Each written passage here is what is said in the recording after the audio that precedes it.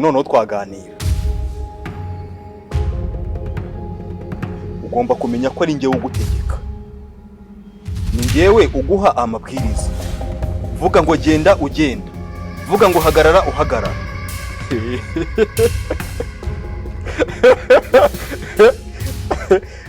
Ubundi uzi uko nitwa? Njye ndi Devo. Devo wanutse urenze muri quartier yose. Ubu ninjye master wawe, ninjye ugutegeka. None ikindi ugomba gukora akazi kakuzanye.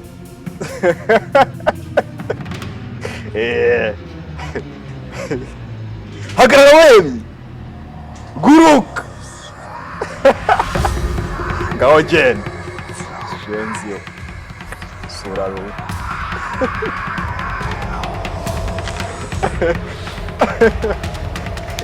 Bye. Ntukigere imbere ujye untera pisi wongere ugende.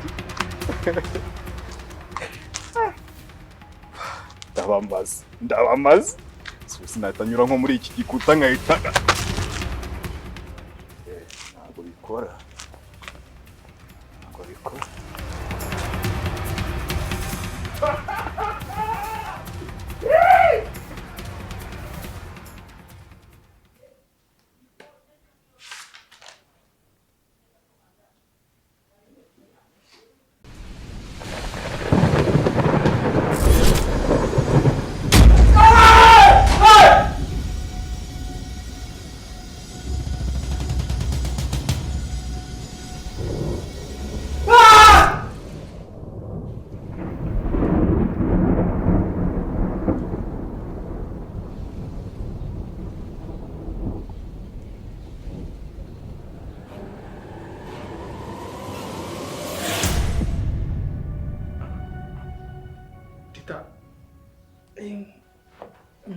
Uri kunja.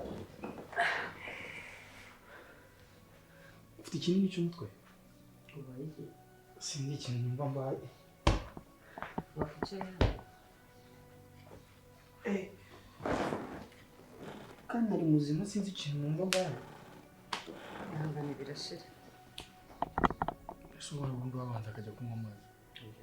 Ikibazo cyo tubaye turi kumwe. Oya ntacyo. Birashira umuntu.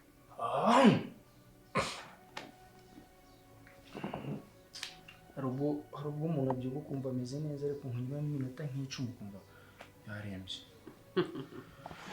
Bijya bibaho. Iwe. Wafashe breakfast se?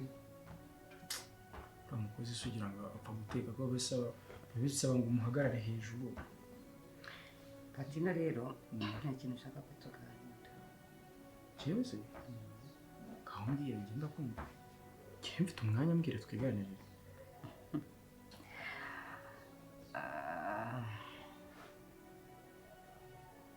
Kira bana.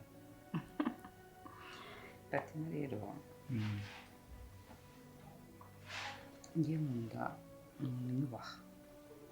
Ariko mwana, uje njyewe n'ubundi sinjya nsuzugura. Nzajya nkubaha kuva kwa mbere kugera ku cyumweru. Ese ubona nakubaha? Ubundi se muri wowe iyo ndebye mbona gute, mfata gute? Njyewe ngufata nk'inshuti yanjye, ngufata nka mushiki wanjye, ngufata nk'umuntu wangira inama, mbese wa muntu ubura mu buzima ugahita ubona ubuzima burahagaze. Nuko nguko ngufata. Urumva utari umuntu w'agaciro? Ahubwo nanjye reka nkusabira akantu. Umuntu uzajya ugusuzugura, jya uhita umuhamagara. Erega buriya nahoze ndi muri karate. Bivuze ni ukuri koko kujya ufunga umutwe cyane ugeramo n'amahane. Ahubwo ntangajwe no kubona aka kanya nta mahane ufite. Byagenze bite? Buriya nayo mahane biterwa n'umuntu uba wagusajije. Hari ubwo uhura nk'uruntu mu gitondo rugahita rugutera nk'umwabo. Ugasanga abantu bose bari kukuvugisha ibintu birimo birapfa. Ariko njye reka nkubwire, teta, ni ukuri pe. Muri iyi nzu jya wumva ko ari njye umuntu wa mbere w'inshuti. Ntushaka kujya uzungisha inama, nanjye buriya kenshi nzajya nkugisha inama. njye ntabwo njye negerana n'abantu cyane, ariko buriya nanone iyo umuntu akubwiye ko yakubera umuvandimwe biba ari ibindi bindi. Gusa urugo rugira kondisiyo rugenderwaho, kunyubaha ndetse no kuba wanampfira.